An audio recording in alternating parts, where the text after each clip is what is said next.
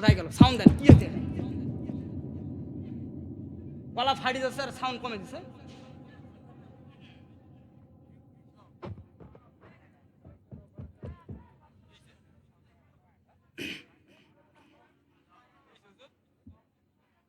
Sound কমা কেন? কাছে নিয়ে যাচ্ছি আমি কাছে নিয়ে যাচ্ছি। সাউন্ডটা তো কে বলে দিল? আপনি বলে তো, আমি তো ওয়াজ করতেছি।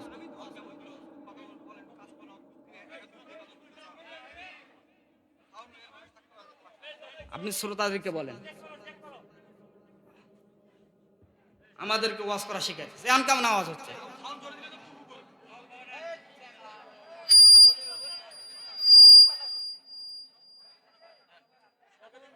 আমরা 4-5 বছর বয়স হচ্ছে ওয়াজের বয়স, যদিও ছোট মনে হচ্ছে।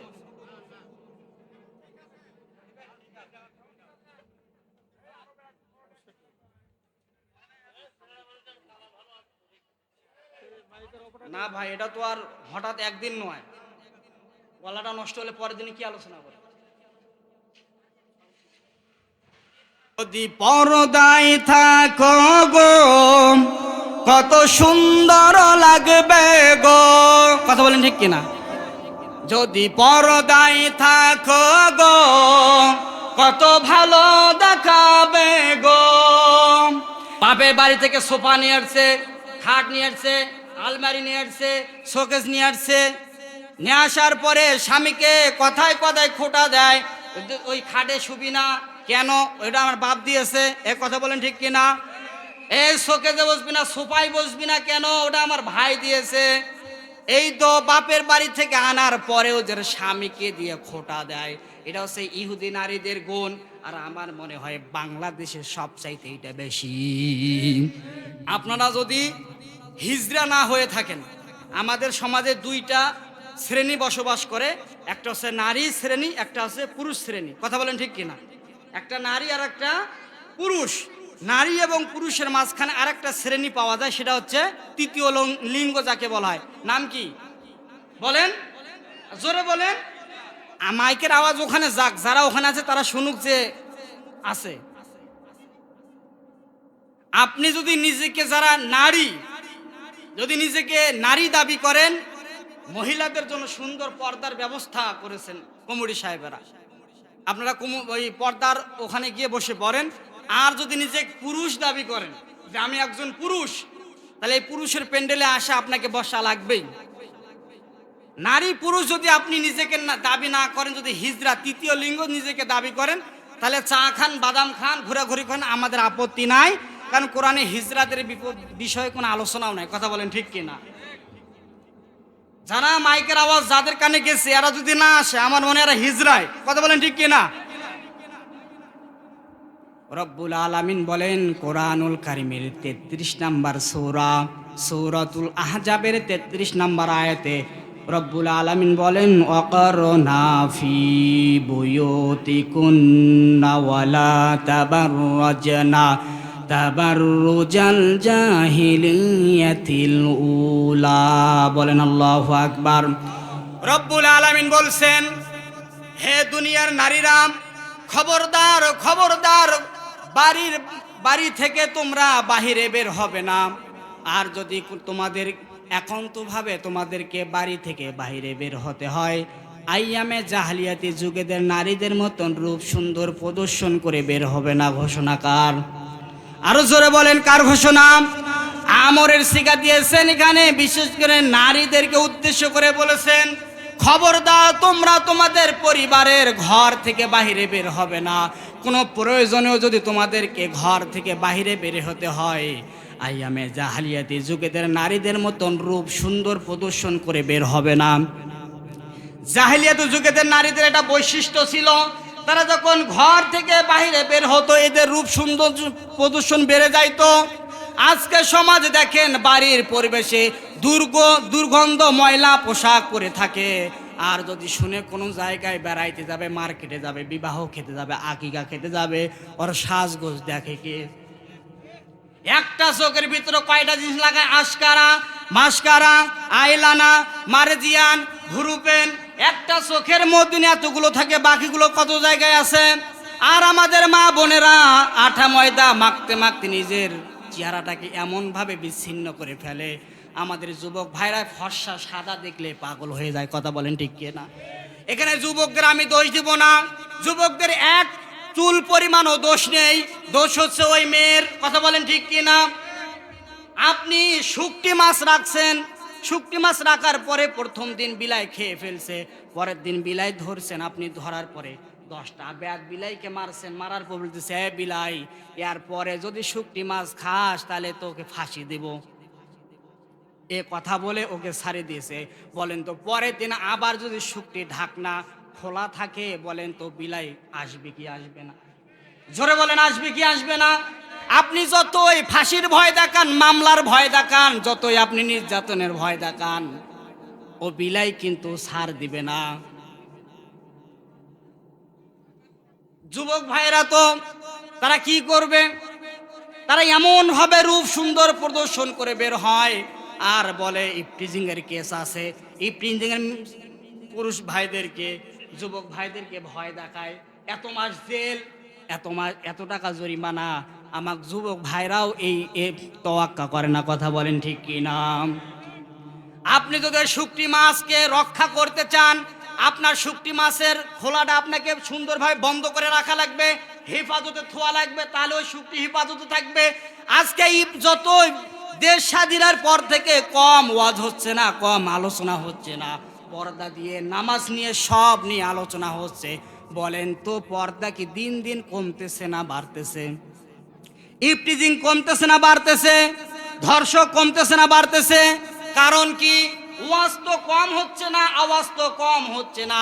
তার মানে আপনি যতই ওয়াজ করেন, ওই মেয়ের বাবা, ওই মেয়ের ভাই যদি দায়িত্ববোধ হয়ে তার মেয়েকে, তার বোনকে, তার স্ত্রীকে যদি হেফাজতে রাখতো, তাহলে বাহিরে এসে এভাবে খোলামেলা পোশাক পরে বাহিরে আসতো না, যুবক ভাইরাও ইফটিজিংয়ের মধ্যে যাইতো না। কথা বলেন ঠিক কি না? তাবাররুজের অর্থ মুফাসসিররা 3টা অর্থ দিয়েছেন, কান লাগান।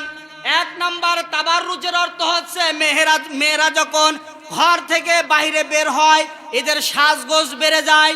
2 নাম্বার তাবাররুজের অর্থ আমি পেয়েছি, মেয়েরা যখন ঘর থেকে বাইরে বের হয় এদের পোশাক হয়ে যায় আটো সাটো। কথা বলেন ঠিক কি না? আগে তো ছিল 4 পিস, এরপরে বেরোলো 3 পিস, এরপরে 2 পিস, এখন বেরোচ্ছে 1 পিস। আপনি বিভিন্ন বিশ্ববিদ্যালয়ে যান, দেখবেন 1 পিস পরে মেয়ে বাস থেকে নামে, আর কোনো যুবক ভাই যদি দেখে ও কি ঠিক রাখতে পারবে? আর যখন ইফটিজিং হয় এসিড মারে আর যুবক ভাইয়ের দোষ হয়। এটা যুবক ভাইয়ের দোষ না, দোষ তো ওর নিজের। 3 নাম্বার তাবাররুজের অর্থ হচ্ছে মেয়েরা যখন বাইরে বের হয় এদের মাজায় হেলে দুলে চলার কারণে পুরুষ ভাইরা বাড়ি থেকে বাইরে বের হতে পারে না। এই তো বিভিন্ন যখন মার্কেটে আসে, বিভিন্ন ঈদের মার্কেটে যখন আপনার ফুলবাড়িতে দেখবেন, আমি নিজে একজন হুজুর, এক দোকানে আধা ঘন্টা হয়ে দাঁড়াইয়া আছি, আমাকে বসতেও বলে না, কিছুই বলে না। আমার পরে এক আপা আসে, দাঁড়াই আছে, বলতে আসসালামু আলাইকুম আপা। আপা বসেন, এখানে বসেন। আমি বললাম ভাই আমি তো আধা ঘন্টা ধরে দাঁড়াইয়া আছি, আমাকে একবার বসতে বলেন না। বলে হুজুর আপনাদের সিরিয়াল এখন না, পরে আসেন রাত 12টার পর। আমাদের সিরিয়াল রাত 12টার পর। তার স্বামী যদি কঠোর হইতো, তার ভাই যদি, বাবা যদি কঠোর হইতো, আর যদি বলতো তুমি যদি ঘর থেকে বেপরোয়াভাবে বাইরে বের হও তাহলে তোমাকে আমি আর ঘরে তুলবো না, তোমাকে আর ঘরে আমি রাখবো না। আমার বিশ্বাস মা বোনেরা স্বামীকে কিন্তু খুব ভালোবাসে। পর্দার কোনো উরুসুরু নেই। যে ভাই একটু বোরকা পরে, বোরকার মধ্যে চুমকি লাগায়, উমকি লাগায়, এমন হবে বোরকার মধ্যে চুমকি লাগায় মানে 1.5 মাইল দূর থেকে সূর্যের আলোর কারণে চকচক চকচক করে। কথা বলেন ঠিক কি না? ওরে কি বোরকা না ফ্যাশন? বলেন। বোরকা আপনি পরবেন, আপনি খাদিজা রাদিয়াল্লাহু তাআলা আনহার জীবনী দেখেন, আপনি বিভিন্ন আসিয়া রাদিয়াল্লাহু তাআলা আনহার জীবনী দেখেন, তারা যে পর্দা করেছেন, বোরকা পরেছিলেন, ঢিলা ঢালা এমন বোরকা পরেছেন, ওই বোরকার ভিতরে 80 বছরের বুড়ি আছে না 16 বছরের যুবতী আছে, বোঝার কোনো উপায় ছিল না। আর আজ বর্তমানে দেখেন 16 বছরের মেয়েকে বোরকা পরায় না, 80 বছরের চাচি বোরকা পরে। এ কথা বলেন না কেন? কি আপনি বুঝাইতে চাচ্ছেন? আপনি একটা গাছ লাগান, আপনি এই যে সামনে যে গাছ, মোটা গাছ আছে, আপনি কালকে সকালবেলা যদি গাছটাকে বেড়া দিয়ে বাঁধেন, আর মা কোনো ভাই যদি বলে ভাই বেড়া দিচ্ছেন কেন, আপনি বলবেন যে ছাগল খাবে। মানুষ আপনাকে পাগল ছাড়া কিছু বলবে না, কারণ এই গাছ তো বড় হয়ে গেছে, খাওয়া কি আর না খাওয়ায় কি। আপনি যেন গাছকে রক্ষা করতে চান, ওই ছোট গাছ, জ্বালা গাছ আপনি গাড়ছেন, ওইটাকে ঘিরা করেন, ওইটাকে হেফাজত করেন, ওইটাই বড় হবে। কথা বলেন ঠিক কি না? 80 বছরের যুবতীর গায়ে বোরকা দিয়ে কোনো লাভ হবে না।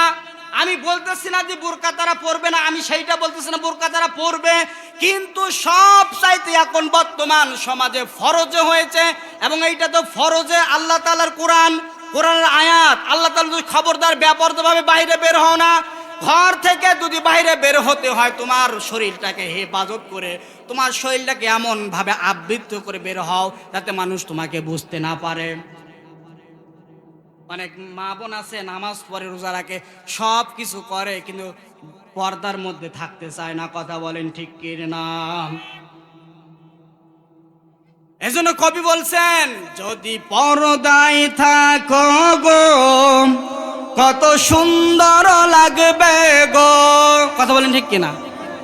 যদি পর্দায় থাকো গো কত ভালো দেখাবে গো। নামাজ পড়ো, রোজা রাখো, আর স্বামীর সেবা করো, কবর শান্তি পাবে, আবার জান্নাত পাবে গো।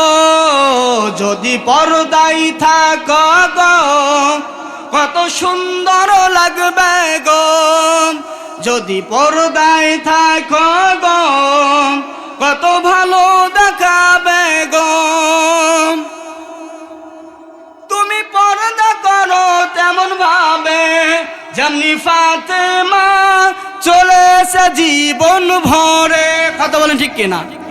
তুমি পর্দা করো তেমন ভাবে, যেমনি ফাতেমা চলেছে জীবন ভরে। আল্লাহ তাআলার বিধান মতে যদি জীবনটাকে গড়ো, কবর শান্তি পাবে, আবার মুক্তি পাবে গো। যদি পর্দায় থাকো গো কত সুন্দর লাগবে গো। যদি বোরকা পরো গো কত ভালো দেখাবে গো। তুমি হাসরে গো হবে আসামি, তবে পর্দায় থাকলে মুক্তি পাবে তুমি। কথা বলেন ঠিক কিনা? তুমি হাসরে সব কিছু আছে, তবুও স্বামীকে বলে এইটা লাগবে, ওইটা লাগবে, হেইটা লাগবে। কথা বলেন ঠিক কিনা? এই যে থাকার পরেও যারা চায় যে বেশি বেশি দাও, আরো দাও, ওর মন ভরে না, ওটা কিসের গুণ? ইহুদি নারীদের গুণ। বলেন কাদের গুণ? ইহুদি নারীদের গুণ। আপনি এখান থেকে আপনি হেফাজত থাকবেন, আপনার স্বামী যতটুকু আপনাকে দিতে পারে সেই টেনে খুশি থাকবেন। 2 নাম্বার ইহুদি নারীদের গুণ পেয়েছে মান্নানা। মান্নানা শব্দের শাব্দিক অর্থ হচ্ছে শুধু সব সময় সব ক্ষেত্রে খোটা দেয়। বাপের বাড়ি থেকে সোফা নিয়ে আসছে, খাট নিয়ে আসছে, আলমারি নিয়ে আসছে, শোকেস নিয়ে আসছে, নিয়ে আসার পরে স্বামীকে কথায় কথায় খোটা দেয়, ওই খাটে শুবি না কেন, ওইটা আমার বাপ দিয়েছে। এ কথা বলেন ঠিক কিনা? এই শোকেসে বসবি না, সোফায় বসবি না কেন, ওটা আমার ভাই দিয়েছে। এই তো বাপের বাড়ি থেকে আনার পরেও যে স্বামীকে দিয়ে খোটা দেয়, এটা হচ্ছে ইহুদি নারীদের গুণ। আর আমার মনে হয় বাংলাদেশের সবচাইতে এটা বেশি। সম্মানিত মা বোনেরা, আপনি স্বামীকে খোটা দিবেন না, ছোট করবেন না। 3 নাম্বার ইহুদি নারীদের গুণ হচ্ছে হান্নানা। হান্নানা শব্দের অর্থ হচ্ছে স্বামীর খেদমত করতে চায় না, আরো স্বামীর খেদমত করে নেয়। কথা বলেন ঠিক কিনা? স্বামীর খেদমত করতে চায় না, স্বামীর কাছ থেকে খেদমত করে নেয়। আল্লাহর নিকট হযরতে খাদিজা রাদিয়াল্লাহু তাআলা আল্লাহর পক্ষ থেকে সালাম পেয়েছেন একটা কারণে, তিনি হচ্ছেন তার স্বামীকে সম্মান দিয়ে চলেছেন। কথা বলেন ঠিক কিনা? খাদিজা যখন রাসূল সাল্লাল্লাহু আলাইহি সাল্লামের সাথে বিবাহর আগে তার আরো 2 থেকে 3 জায়গায় বিবাহ হয়েছিল। তার বাপের একমাত্র তিনি কন্যা ছিলেন। এই বাপের সম্পদ, পরবর্তী 2টা স্বামীর সম্পদ, এই সব সম্পদ মিলে মক্কা আরবের ভূমিতে 10 জন যদি ধনট্টবান ব্যক্তি ছিলেন, তার মধ্যে খাদিজা রাদিয়াল্লাহু তাআলা আনহা ছিলেন। নবীকে বিয়ে করার পরে তার সমস্ত সম্পদ, সমস্ত টাকা পয়সা, সমস্ত সোনাদানা গহনা সবগুলো আল্লাহর রাস্তায়, আল্লাহর রাহে ব্যয় করে দিয়েছেন। তাহলে খাদিজা এই জন্য আল্লাহর কাছ থেকে তিনি সালাম পেয়েছেন। আর ফাতেমা রাদিয়াল্লাহু তাআলা আনহা দেখেন স্বামীকে কত সম্মান করত, কত মর্যাদা করত। আল্লাহর নবী মুহাম্মদ পড়েন সাল্লাল্লাহু আলাইহি ওয়াসাল্লাম প্রায় মা আয়েশা রাদিয়াল্লাহু তাআলা আনহার বাড়িতে যাইতেন জোহরের পরে পরে। একদিন বাসায় গিয়ে ডাক দিচ্ছে, করার মধ্যে নাড়াচ্ছে আর বলতেছে, মা একটু দরজা খুলে একটু দেখা করব। ফাতেমা রাদিয়াল্লাহু তাআলা বলতেছে, বাবা আমি এমন ঘরে এমন ভাবে পোশাক পরে আছি, এই পোশাক পরে বাইরে বের হতে আমি পারবো না। কারণ আমি যেন বাইরে বের হয়, আমি যে পোশাকটা পরে আছি এই পোশাক দেখে হয়তো আমার স্বামীর উপর আপনার একটু মন খারাপ হবে। আপনি বলবেন কার কাছে আমার মেয়েটাকে দিয়েছি, ভালো নেই। আর আজকে সমাজে তালাক হওয়ার একমাত্রই কারণ, ওকে যদি স্টার জলসা জি বাংলা যদি দেখতে না দেয়, বলে যে ওখানে না দেখতে দিলে ওকে তালাক দিয়ে আমার বাড়িতে বসে বসে স্টার জলসা দেখিস। কথা বলেন ঠিক কিনা? এই যে বাবার অহংকারী হওয়ার কারণে আজকে মেয়েদেরকে বেশি তালাক হচ্ছে। আপনি যদি রাসূল সাল্লাল্লাহু আলাইহি সাল্লামের মতো বলতেন, মাফ ফাতেমা তুমি এতদিন আমার বাড়িতে ছিলে, আমার পরিবেশে ছিলে, এই যে নতুন এক জায়গায় যাচ্ছ, জানি না ওখানে গেলে কেমন ভাবে মেনে নিবে। খবরদার জায়েজ কোনো কাজে যেন আমার আলী তোমার কাছ থেকে আঘাত না পায়। জায়েজ কোনো কাজে যেন আমার আলী তোমার কাছ থেকে আঘাত না পায়। জায়েজ কোনো কাজে যদি আমার আলী তোমার কাছ থেকে আঘাত পায়, আমি নবীজি কথা দিচ্ছি, তুমি মারা গেলে আমি তোমার জানাজায় যাব না। কত বড় কথা বলেছেন। আর আজকে এরকম প্রত্যেকটা মেয়ের বাপ এবং মা যদি বিয়ের পর বিয়ের সময় যদি এই কথা বলতো, এ মা আমার জামাইকে তুমি কষ্ট দিবা না, যদি কোনো জায়েজ কাজে তুমি আমার জামাইকে কষ্ট দাও, তোমার জায়গা আমার বাড়িতে হবে না, আমার মনে হয় কোনো মা বোনদের তালাক হইতো না। কথা বলেন ঠিক কি না? এরপরে 5 নাম্বার পেয়েছি হাদ্দাকা। হাদ্দাকা স্বামী, হাদ্দাকা শব্দের অর্থ হচ্ছে স্বামীকে পছন্দ করতে চায় না, স্বামীর জিনিসের কোনো তাওয়াক্কা করে না, স্বামী যে একটা জিনিস কিনে আনছে এটাকে পছন্দ করে না। এটা ইহুদি নারীদের গুণ। কি বলেন কিসের গুণ? আর বলেন কিসের গুণ? ইহুদি নারীদের গুণ। স্বামী একটা জিনিস কিনে আনছে স্ত্রীর জন্য, স্ত্রী পছন্দ করতে চায় না। কথা বলেন ঠিক কিনা? আর আমার মনে হয় প্রত্যেকটা স্বামী এইটা নিয়ে খুশি যে বিবাহর পর আমার মা, আমার বাবা, আমার ছোট বোন, ভাই এক জায়গায় এক থালায় খাওয়ার। কথা বলেন ঠিক কিনা? কিন্তু অনেক মা বোন আছে তারা চায় না যে তার বাবা, তার মা, তার ভাই, তার বোন একসঙ্গে খাক। কথা বলেন ঠিক কিনা? বিয়ের পর শুধু ঘুতায়, শুধু ঘুতা দেয় যে তুমি যদি তোমার বাপ মাকে আলাদা করে না দাও তাহলে আমি তোমার সংসার করব না। কথা বলেন ঠিক কিনা? এরকম মেয়ে তো নেই। এটা হচ্ছে ইহুদি নারীদের গুণ। এই জন্য অনেক স্বামী দেখবেন বিয়ের পরে মা বাবাকে ভুলে যায়, মা বাবার খেজমত করতে চায় না, মা বাবাকে দেখে না। একটাই কারণ হচ্ছে ওর স্ত্রী তাকে ঘুতাঘুতি করে। 5 নাম্বার ইহুদি নারীদের বৈশিষ্ট্য গুণ পেয়েছি হাদ্দাকা, যারা স্বামীর পছন্দের গুরুত্ব দেয় না। সম্মানিত মা বোনেরা, আমি আপনাদেরকে ভালোবাসি, আমি আপনাদেরকে সম্মান করি, আমি আপনাদের ছেলে, ভাই অথবা ভাতিজার বয়সের।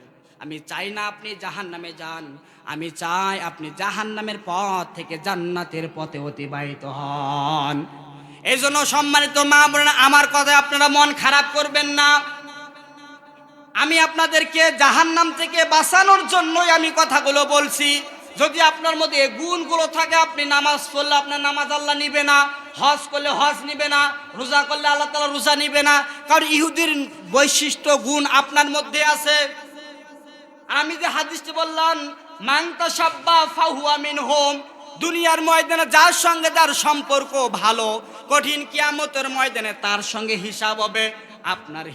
আপনার সম্পর্ক যদি হয় ওলামায়ে কেরামদের সাথে, আপনার সম্পর্ক যদি হয় কোরআনওয়ালাদের সঙ্গে, কাল কঠিন কিয়ামতের ময়দানে আপনার হিসাব হবে কোরআনওয়ালাদের সঙ্গে। কথা বলেন ঠিক কি না? আর দুনিয়ার ময়দানে আপনার সম্পর্ক যদি হয় তারিখের সাথে, গাঁজাখোরের সাথে, ইয়াবাখোরের সাথে, আর ও যদি জাহান্নামে যায় আপনি তো জান্নাতে যাবেন, ও যদি যায় জাহান্নামে আপনাকেও জাহান্নামে যাওয়া লাগবে। আমি যেটা বুঝাতে যাচ্ছি, অনেক ভাই আছে বিয়ের পরে মা বাবাকে দেখতে চায় না, মা বাবাকে খরচ দেয় না, মা বাবাকে অবহেলিত করে।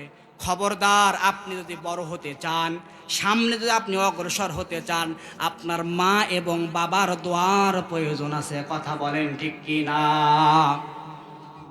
মা যদি খাস দিলে কোনো দোয়া সন্তানের জন্য করে, ওই দোয়ার মধ্যে কোনো পর্দা থাকে না। বলেন সুবহানাল্লাহ। কোনো সন্তান যদি মা বাবার জন্য দোয়া করে, দোয়ার মধ্যেও কোনো পর্দা থাকে না। কিন্তু আজকে দেখা যায় অনেক ভাই আছে বিয়ে করার পরে মা এবং বাবাকে ভুলে যায়। ওরা আবার নিজের মাকে আর মা বলে না, তখন হয়ে যায় বুড়া আর বুড়ি। কথা বলেন না কেন?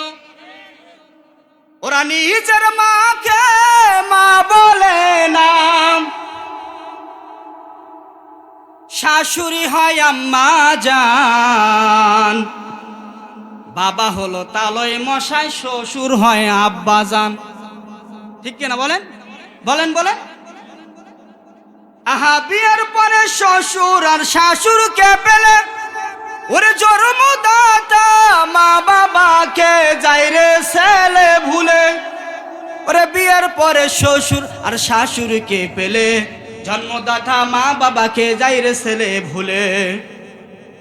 মাতা পিতা মুরব্বীরা পায় না রে সম্মান, পদে পদে শুধু তারা হচ্ছে অপমান। স্নেহ মায়া প্রেম প্রীতি কমছে শুধু তাই, নাই নাই নাই রে আগের মতো নাই। পালকি চড়ে শ্বশুর বাড়ি যায় না কেহ আর, গ্রামের বধূ ঘুমটা দিয়ে লুকায় না যে আর। শ্বশুর বাড়ি মধুর হাড়ি বলে না আর কেউ, গরুর গাড়ি চালায় না আর গাড়িয়ালেরাও কেউ। ও সব কিছু দিন নাকি সে এইটা শুনতে পাই, নাই নাই নাই রে আগের মতো কোনো কিছুই নাই। ঠিক কি না? আমাদের মায়েরা যখন আমরা ছোট ছিলাম দেখছি, নতুন বউ যখন আসছে আমার মনে হয় যে 1 মাসও বাড়ি থেকে বের হয় না। আর আজকে দেখেন ডিজিটাল, বাইরে তো হয়তো দূরের কথা, স্বামী নিয়ে আরো পালে নিয়ে যা বিয়ে করতেছে। পালে নিয়ে যার বিয়ে করার পরে, বিয়ে করার সময় শুধু একজন বন্ধু আছে, ও দিয়ে কাজ সারছে। এখন বিয়ে হওয়ার পর, সন্তান হওয়ার পর, সন্তান বড় হয়েছে, এখন আমাদেরকে ফোন দেয়, হুজুর এই পালে গিয়ে বিয়ে করছি, শুধু বন্ধু ছিল একজনাই, দুই পক্ষ থেকে একজনাই, এটা কি হালাল হয়েছে কি হয়ে নাই? ওকে এখন ওরা ফতুয়া দাও। আরে কেন পালে যাওয়ার সময় ওরা শুনতে পারি না আলেম ওলামার কাছ থেকে? আর আমাদের সমাজে তালাকের ইখতিয়ার আল্লাহ তাআলা কোনো মেয়েদেরকে দেন নাই। মা বোনদেরকে যদি আল্লাহ তাআলা তালাকের ইখতিয়ারটা দিত, হাতে দিত, আমার মনে হয় যে এরা বাজে দিনে 2-3 বার তালাক দিত। এই কথা বলে না কেন?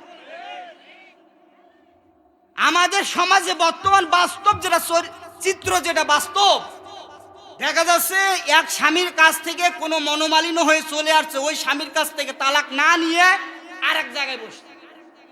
এটা কি জায়েজ? এক কথা বলেন, জায়েজ আছে? আবার বলে যে হুজুর মাথা গরম ছিল না, মাথা ঠান্ডা ছিল না। কেন রে? এই জন্য তো আল্লাহ রাসূল বলছেন তালাকটা এটা খেলতামাশা না। তালাক দেওয়ার কয়েকটা সেক্টর, কয়েকটা পদ্ধতি আছে, এই জন্য একবারে দিতে বলে নাই। আমি সেদিকে যাব না। এরপর 6 নাম্বার, ইহুদি নারীদের গুণ হচ্ছে 7টা সাত টাকা শব্দের অর্থ হচ্ছে স্বামীকে হারাম ইনকামের জন্য উদ্বুদ্ধ করে। কথা বলেন ঠিক কিনা? সব কিছু আছে, তবুও স্বামীকে হারাম ইনকামের জন্য উদ্বুদ্ধ করে, তারা দেয়। বলে তো কনস্টেবল, ও ফ্রিজ কিনলো, টিভি কিনলো, 2 তলা বাড়ি করলো, তুমি তো SI, তোমার কেন হয় না? তুমিও কাল থেকে ওই হারাম পথে ইনকাম করবে। কথা বলেন ঠিক কিনা? এরপরে 7 নাম্বার সর্বশেষ ইহুদি নারীদের বৈশিষ্ট্য সর্বশেষ হচ্ছে বাররাকা। বাররাকা শব্দের শাব্দিক অর্থ হচ্ছে মাঝে মাঝে স্বামীকে ধরে মারে। মানে এদিকে হয় না, তাহলে আপনাদের আওয়াজ বোঝা যাচ্ছে তো হয় না। অনেক মেয়ে আছে, অনেক মা বোন আছে, স্বামীকে তুই তুকারি করে, স্বামীকে গালিগালাজ করে, স্বামীকে মারধর করে। আপনারা দেখেছেন কিনা আমি জানি না, আমার চর্মচোখে আমি দেখেছি স্ত্রী স্বামীকে দিয়ে ঝাঁটা পিটা করিয়েছে। হাদিসের মধ্যে আসছে, একবার জঙ্গলে আল্লাহ রাসূল সাল্লাল্লাহু আলাইহি সাল্লাম যাচ্ছিলেন, এমন অবস্থায় জঙ্গলের হরিণীরা নবীজির পায়ে এসে সিজদা দিচ্ছে। সাহাবীরা বললেন, ইয়া রাসূলুল্লাহ, এই হরিণের কত সৌভাগ্য, কত তারা ভাগ্যবান, তারা আপনার পায়ে সিজদা দিচ্ছে, আমাদেরকে অনুমতি দেন, আমরাও আপনাকে একটু সিজদা করি। নবীজি রাগান্বিত ভাবে বললেন, এই কপালটা অন্য কোনো জায়গা ঠোকার জায়গা না, এই কপালটা একমাত্র শুধুমাত্র আল্লাহকে সিজদার জন্য। কথা বলেন ঠিক কিনা? আল্লাহকে বাদ দিয়ে আল্লাহ যদি কোনো মানুষকে সিজদা দেওয়ার হুকুম দিত, অনুমতি দিত, নারী হিসাবে, মেয়ে হিসাবে স্বামীর পায়ে সিজদা দাও, আল্লাহ তাআলা এটাকে ফরজ করে দিত, কিন্তু আল্লাহ তাআলা এটা করেন নাই। তাহলে স্বামীর কত মর্যাদা, স্বামীর কত খেজমত। এই জন্য সম্মানিত মা বোনেরা, আপনি আপনার স্বামীকে তুই তুকারি করে গালি দিবেন না, তুই তুকারি করে আপনি তাকে গালিগালাজ করবেন না। আপনার স্বামী যতটুকু আপনাকে দেয় ততটুকু নিয়ে আপনি খুশি থাকবেন। কাল কঠিন কিয়ামতের ময়দানে, আমি কয়েক মিনিটে ইনশাআল্লাহ শেষ করে দিব, কাল কঠিন কিয়ামতের ময়দানে আল্লাহ পাক রব্বুল আলামিন সেই মহা বিভীষিকা ময়দানে, যেদিন সহাদ মাথার উপরে সূর্য উদিত হবে, মানুষের মাথার মগজগুলো টকবক টকবক করতে থাকবে, মানুষের ঘামগুলো ঝরতে থাকবে, তাদের জিহ্বাগুলো কুকুরের মতন নাভিস্থল পর্যন্ত এসে ঝুলতে থাকবে। সেই কঠিন কিয়ামতের ময়দানে, সেই কঠিন কিয়ামতের সময় আল্লাহ পাক রব্বুল আলামিন দুনিয়ার 7 শ্রেণীর মানুষদেরকে তার রহমতের ছায়া আশ্রয় দান করবে। বলেন সুবহানাল্লাহ। কঠিন কিয়ামতের ময়দানে দুনিয়ার 7 শ্রেণীর মানুষদেরকে তার রহমতের ছায়ায় আশ্রয় দিবে। 1 নম্বর হচ্ছে ইমামুন আদিলুন, ন্যায় বিচারক বাদশাহ, ন্যায় বিচারক শাসক, যারা দুনিয়ার ময়দানে ন্যায় বিচার করেছেন, তাদেরকে রব্বুল আলামিন কঠিন কিয়ামতের ময়দানে তাদের আশ্রয় দান করবে রহমতের ছায়ায়। ন্যায় বিচার কি দেখেন, ন্যায়বান নেতা, ন্যায় বিচারক যারা হবে দুনিয়ার ময়দানে, আল্লাহর নবীর জামানায় একজন সম্ভ্রান্ত বংশের মাখজুমিয়া গোত্রের কুরাইশ বংশের সম্ভ্রান্ত বংশের এক মহিলা চুরি করতে গিয়ে ধরা পড়ে গেছেন। সাহাবারা ইকরামরা বললেন, আল্লাহর নবী তো কোরআন দিয়ে বিচার ফয়সালা করেন, আর কোরআন দিয়ে বিচার ফয়সালা করে যদি প্রমাণিত হয়ে যায় ওই মহিলা চুরি করছে, তাহলে কোরআনের আইন হচ্ছে চোরকে হাত কেটে দেওয়া। কথা বলেন ঠিক কিনা? আল্লাহর নবী তো কন্ডিশন করবেন না, আল্লাহর নবী তো কম বেশি করবে না। এই জন্য সাহাবারা একে অপরকে পরামর্শ করতে শুরু করলেন, তার জন্য সুপারিশ কেউ একটু নিয়ে যাইতে পারে কিনা। উসামা ইবনে যায়েদ রাদিয়াল্লাহু তাআলা আনহু বললেন, ও উসামা, তোমাকে নবী তো ভালোবাসে, সম্মান করে, আদর যত্ন করে, তুমি নবীজির কাছে এই আপত্তিটা নিয়ে দাও। উসামা ইবনে যায়েদ রাদিয়াল্লাহু তাআলা আনহু নবীজির কাছে আপত্তি পেশ করলেন, ইয়া রাসূলুল্লাহ সাল্লাল্লাহু আলাইহি ওয়াসাল্লাম, এই সম্ভ্রান্ত বংশের মহিলা চুরি করতে গিয়ে ধরা পড়ছে, আপনি এটাকে একটু কম বেশি করিয়েন। এই কথা শোনার পরে আল্লাহ নবী রাগান্বিত হয়ে গেলেন, সঙ্গে সঙ্গে মসজিদ নববীর মেম্বরে বসে পড়লেন, সকলকে ডাক দিলেন। ডাক দেওয়ার পরে বলতেছে, ও আমার সাহাবীরা, তোমরা যে মহিলার ব্যাপারে তোমরা আমাকে বলতেছো যে যেন বিচার একটু কম বেশি করি, এই চোরের জায়গায় যদি আমার নিজের আদরের কন্যা মেয়ে ফাতেমা হতো তাহলে আমি তার বিচার করতে দ্বিধাবোধ করতাম না। বলেন সুবহানাল্লাহ। তার শরীরটা আরো ক্লান্ত হয়ে গেল, অসুস্থ হয়ে পড়লেন। এমন অবস্থায় আয়েশার আজান হয়ে গেলেন। তিনি বলতেছেন, আয়েশা, আয়েশার আজান কি হয়েছে? তিনি বললেন, জি হয়েছে, আয়েশার আজান হয়েছে। সাহাবা ইকরামরা আপনার জন্য অপেক্ষা করতেছেন মসজিদে নববীতে। তিনি বললেন, আয়েশা, আমাকে উযু করার পানিটা একটু তৈরি করে দাও। উযু করার পানি যখন তৈরি করে দিলেন, উযু করতে যখন যাবেন এমন অবস্থায় সেন্সলেস হয়ে পড়লেন, অজ্ঞান হয়ে পড়লেন।